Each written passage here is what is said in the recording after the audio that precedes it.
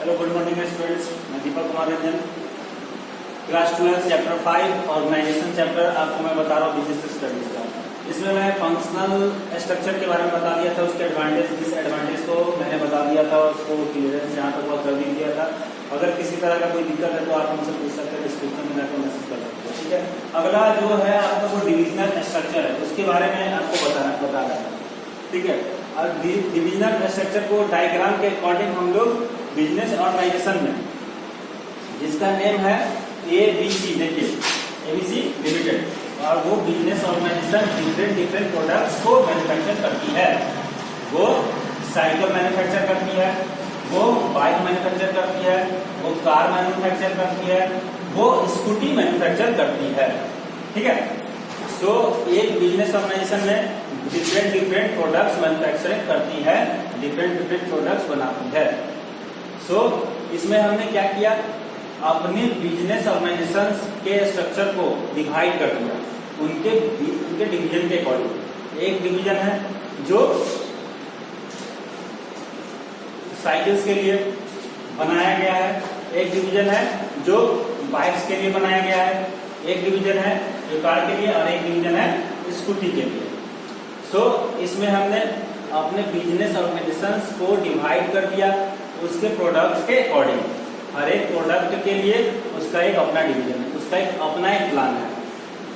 ठीक है, तो इसको हम कहते हैं डिविजनल स्ट्रक्चर, जिसमें हम अपने बिजनेस ऑर्गेनाइजेशंस को डिवाइड करें according to their products, according to their division. जो प्रीवियस स्ट्रक्चर में अंडरस्टैंड किया, इसमें एक बिजनेस ऑर्गेनाइजेशन सिर्फ एक ही प्रोडक्ट को मैन्युफैक्चरिंग करती है, और उस प्रोडक्ट को मैन्युफैक्चरिंग करने के लिए उसको डिफरेंट एक्टिविटीज को परफॉर्म करने पड़ते हैं। जैसे अगर वो बिजनेस ऑर्गेनाइजेशन बाइक मैन्युफैक्चर करती है तो बाइक मैन्युफैक्चर करने के लिए उसको परचेज करना पड़ता है, उसको सेल भी करना पड़ता है, उसको फाइनेंस भी चाहिए, उसको मार्केटिंग भी चाहिए। ठीक है, ये सारी चीजें आपको तो प्रीवियस स्ट्रक्चर में हमने इतना अंडरस्टैंड कर लिया था। एक बिजनेस ऑर्गेनाइजेशन में उसने अपने एक्टिविटीज को डिवाइड कर दिया अकॉर्डिंग टू देयर फंक्शन, कि कौन सा फंक्शन कौन सा परफॉर्म करना है अपने बिजनेस को रन करने के। तो यही उनका क्या बन गया, ऑपरेटिंग स्ट्रक्चर।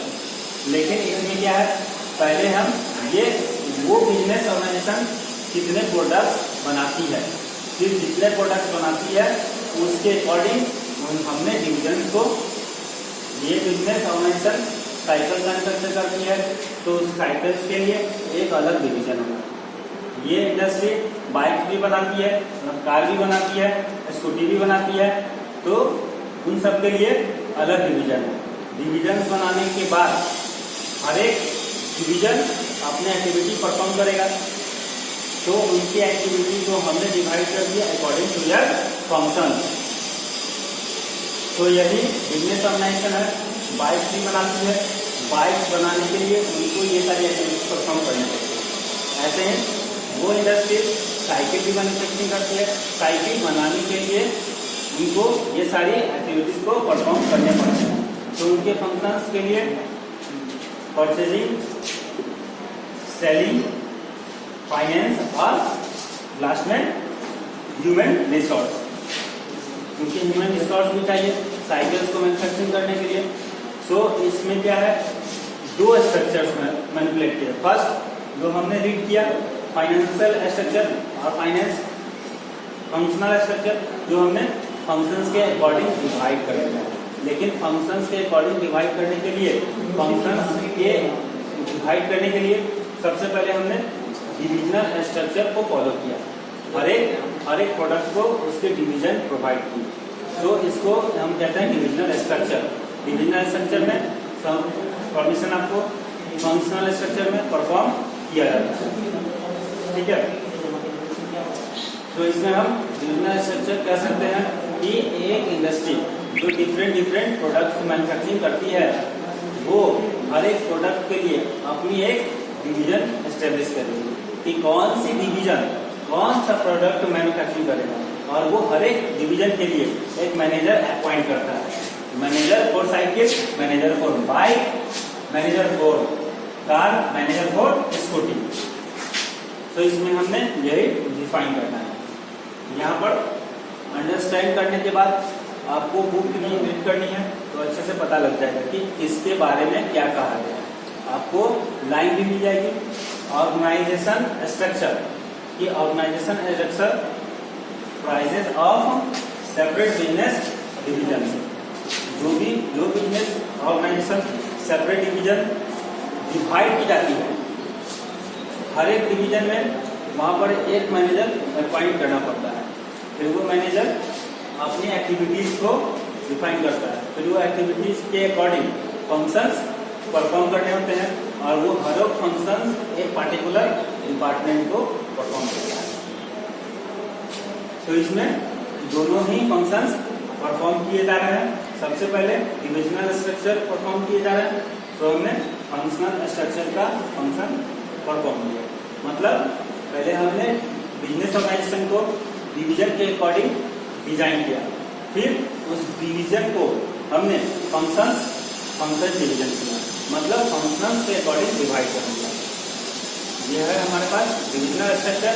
आई होप आप लोगों को डिफरेंस पता लग गया होगा कि फंक्शनल स्ट्रक्चर और डिविजनल स्ट्रक्चर में डिफरेंसेस क्या है। फंक्शनल स्ट्रक्चर ऐसी प्रोडक्ट मैन्युफैक्चर करती है और उस प्रोडक्ट को मैन्युफैक्चर करने के लिए कौन कौन से एक्टिविटीज परफॉर्म की जाती है, उसको हमने फंक्शनल के अकॉर्डिंग डिवाइड कर दिया। लेकिन डिविजनल स्ट्रक्चर है, सबसे पहले अपनी बिजनेस ऑर्गेनाइजेशन को डिवीजन में डिवाइड करना पड़ता है कि कौन सा डिवीजन कौन से प्रोडक्ट के लिए आता है। डिवीजन 1 साइकिल के लिए डिवीजन, इसी तरह डिवीजन 2 है तो आपको डिवाइड करने के बाद पता चल जाएगा। फंक्शनल स्ट्रक्चर अप्लाई करेंगे, मतलब उनके फंक्शन को डिजाइन करेंगे, डिवाइड करेंगे। तो जैसे हमने फंक्शनल स्ट्रक्चर एडवांटेज को पढ़ा था, उसी तरह डिविजनल स्ट्रक्चर के भी एडवांटेज को हमने पढ़ेंगे। फर्स्ट हमारे पास है प्रोडक्ट स्पेशलाइजेशन। तो सिंपल सी बात है, अपने बिजनेस ऑर्गेनाइजेशन को डिवाइड करने के लिए अपने division according to their products, तो हर एक प्रोडक्ट के लिए एक सेपरेट डिवीजन, वो डिवीजन उसी प्रोडक्ट के लिए ये नहीं है कि साइकिल वाला बाइक के लिए भी काम करेगा, क्योंकि साइकिल वाले को साइकिल के लिए ही वर्क करना है, उसी डिवीजन के लिए काम करना है। तो इसलिए हम कह सकते हैं कि अपने स्पेशलाइज वो अपनी रेगुलरली परफॉर्म भी करेगा और परचेज करेगा, ठीक है। अब वो अपने ही वर्क को करते रहेंगे एक्सपोर्टर के लिए, तो इसके लिए डिवीजन नहीं है। नेक्स्ट हमारे पास आता है फिक्स रिस्पॉन्सिबिलिटी। अगर हम अपने बिजनेस ऑर्गेनाइजेशन को डिवाइड करेंगे अकॉर्डिंग टू डिवीजन, तो रिस्पॉन्सिबिलिटी फिक्स करनी इजी हो जाती है। अगर साइकिल वाला लॉस में चल रहा है तो साइकिल वाला मैनेजर ये कह सकता है कि बाइक के कारण हम लॉस में जा रहे हैं, क्योंकि बाइक तो अपना डिवीजन है, वो अपने लिए वर्क करेगा, अपने ऑब्जेक्टिव अचीव करेगा। साइकिल वाला अपने लिए वर्क करेगा, अपना ऑब्जेक्टिव अचीव करेगा। तो इसीलिए अगर साइकिल वाला साइकिल डिवीजन लॉस में चल रहा है तो इसके लिए हम बाकी डिपार्टमेंट्स को लायबल नहीं ठहरा सकते। हमें पता है कि साइकिल लॉस में चल रही है तो साइकिल वाला मैनेजर ही लायबल है। तो इसका मतलब है अपने बिजनेस ऑर्गेनाइजेशन डिविजन्स को अकॉर्डिंग डिजाइन कर सकते हैं, रिस्पॉन्सिबिलिटी इजी हो जाता है। नेक्स्ट हमारे पास आता है प्रोमोट्स फ्लेक्सिबिलिटी एंड इंटेग्रिटी। और फंक्शनल स्ट्रक्चर हमने देखा था फ्लेक्सिबिलिटी नहीं है।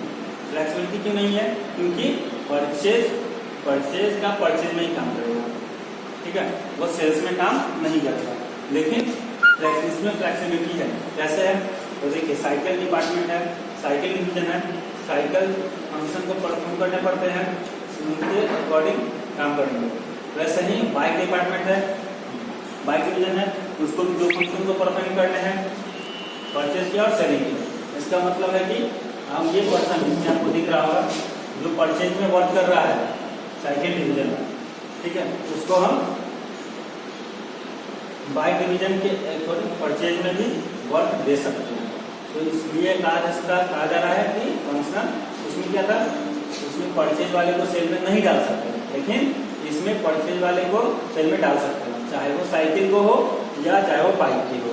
तो परचेज वाले को परचेज में ही परचेज का फंक्शन पता होगा, इसलिए इसलिए ये कहा जा सकता है कि अगर हम अपने ऑर्गेनाइजेशन को डिवीजन के अकॉर्डिंग डिजाइन करेंगे तो फ्लेक्सिबिलिटी लाई जा सकती है, हम चेंजेस कर सकते हैं।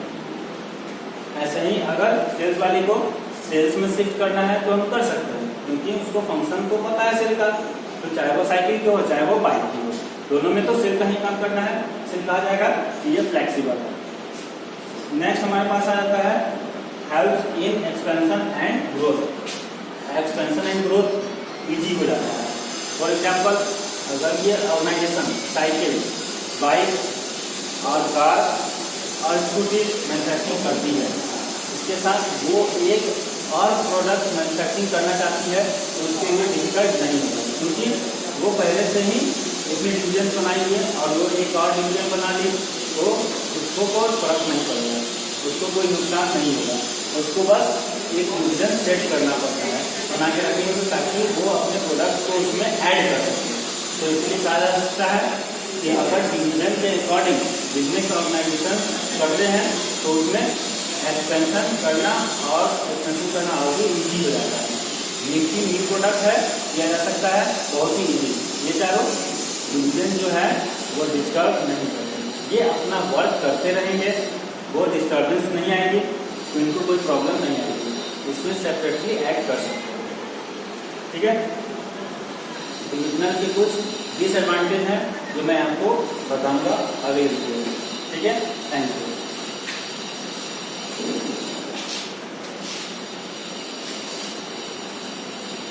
फ्रेंड्स, मैं Deepak Kumar Ranjan, subject of business studies, class teacher of 12th। आपको मैं चैप्टर 5 पढ़ा रहा था बिजनेस स्टडीज में, ऑर्गेनाइजिंग में मैं एडवांटेज को बता चुका था आपको। आज डिसएडवांटेज मैं पढ़ा रहा हूँ। डिसएडवांटेज को आज क्लियरफाई करूंगा तो चैप्टर आपका पूरा कंप्लीट हो जाएगा ऑर्गेनाइजिंग। अगर किसी तरह का कोई भी प्रॉब्लम होगा तो आप मेरे पिछले वीडियो में जाकर देख सकते हैं, अपने कंफ्यूजन्स को दूर कर सकते हैं उस वीडियो को देखकर। उसके बाद भी अगर होता है तो आप डिस्क्रिप्शन में जाकर राइज कर सकते हैं। ओके, तो चलिए स्टार्ट करते हैं। तो डिसएडवांटेज है, डिसएडवांटेज में आज मैं स्टार्ट कर रहा हूं। देखिए, फर्स्ट हमारे पास है लीड्स टू कॉन्फ्लिक्ट्स। अब इसमें भी कॉन्फ्लिक्ट्स अराइज हो जाता है। कॉन्फ्लिक्ट्स किस बात के? कुछ conflicts of division of resources end funds, क्योंकि बिजनेस तो एक ही है, बिजनेस तो एबीसी लिमिटेड ही की है। अब उसको अपने रिसोर्सेज, अपने फंड्स डिवाइड करने हैं कि अपने प्रोडक्ट्स के, तो इस बात को लेकर कॉन्फ्लिक्ट्स आ जाते हैं। किसी को ज्यादा मिल जाता है, किसी को कम मिल जाता है, जिसकी वजह से डिविजन्स में कॉन्फ्लिक्ट अराइज हो जाता है।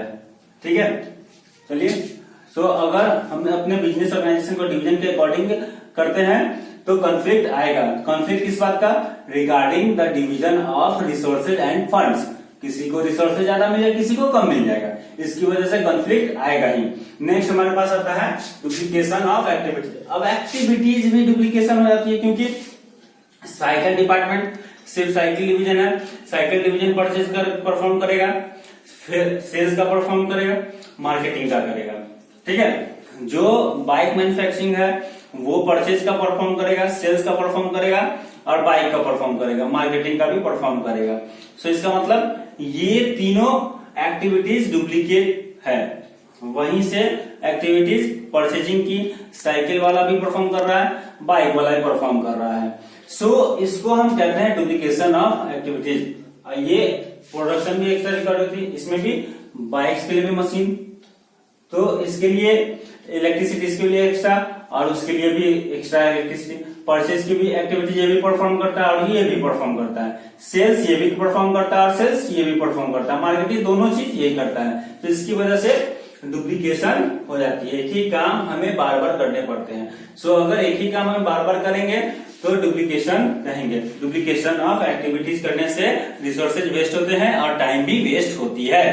ठीक है, नेक्स्ट हमारे पास है इग्नोरेंस ऑफ ऑर्गेनाइजेशनल इंटरेस्ट। अब जैसे हमने फंक्शनल में देखा था कि हर एक डिपार्टमेंट अपने लिए वर्क करता है। फंक्शनल में हमने देखा था कि हर एक डिपार्टमेंट जो है वो अपने ऑब्जेक्टिव अचीव करने के लिए वर्क करता है। उसको नहीं पड़ी कि सेल्स का क्या ऑब्जेक्टिव क्या है, उसको नहीं पढ़ी कि फाइनेंस का क्या ऑब्जेक्टिव है, उसको कुछ नहीं लेना है कि मार्केटिंग का ऑब्जेक्टिव क्या है, उसको सिर्फ अपने लिए। सो अगर वो अपने लिए ही वर्क करेगा तो ऑर्गेनाइजेशन का ऑब्जेक्टिव वो जो है अचीव नहीं हो पाएगा। वहीं से सेम चीज हमें यहाँ पे बताई जा रही है, इग्नोरेंस ऑफ ऑर्गेनाइजेशनल इंटरेस्ट, क्योंकि हम इसमें अपने बिजनेस ऑर्गेनाइजेशन को डिवाइड कर देते हैं डिवीजन को। इसका मतलब साइकिल वाला जो है डिवीजन वो सिर्फ अपने लिए वर्क करेगा, जो भी वो अपने बिजनेस ऑर्गेनाइजेशन का जो पूरा ऑब्जेक्टिव जो मेन ऑब्जेक्टिव है वो उसके लिए नहीं करेगा, तो उसको बस अपना ऑब्जेक्टिव सेटिस्फाई करना है और कुछ नहीं करना है। सो जैसा डिसएडवांटेज में हमने डिपार्टमेंट में पढ़ा था, फंक्शंस में पढ़ा था कि फंक्शनल के अकॉर्डिंग बिजनेस ऑर्गेनाइजेशन डिपार्टमेंट में डिवाइड करता है, परचेज डिपार्टमेंट, सेल्स डिपार्टमेंट। अगर ऐसे डिवाइड करते हैं तो ऑर्गेनाइजेशन को ऑब्जेक्टिव अचीव नहीं होगा, यही सेम चीज देखने को नहीं मिलेगी। तो अपने बिजनेस को डिवीजन के अकॉर्डिंग डिवाइड करते हैं, तो हर एक डिवीजन अपने ऑब्जेक्टिव को अचीव करने के लिए वर्क करेगा ही, लेकिन ऑर्गेनाइजेशन का ऑब्जेक्टिव अचीव नहीं करेगा, क्योंकि हर एक के डायरेक्शन चेंज होंगे। ठीक है, लास्ट हमारे पास आता है सुटेबिलिटी, कि जैसे हमने देखा था कि फंक्शनल स्ट्रक्चर कौन से ऑर्गेनाइजेशन के लिए सुटेबल है, वैसे ही डिविजनल कौन से ऑर्गेनाइजेशन के लिए सुटेबल है, वे ये large variety of products of manufacturing. हर एक बिजनेस ऑर्गेनाइजेशन सिर्फ एक ही प्रोडक्ट मैन्युफैक्चरिंग करता है, तो वो अपने बिजनेस ऑर्गेनाइजेशन को डिवीजन के अकॉर्डिंग स्ट्रक्चर नहीं कर सकता, क्योंकि डिवीजन के अकॉर्डिंग तभी स्ट्रक्चर कर सकता है अगर कोई business organisation different varieties of structure बनाता है।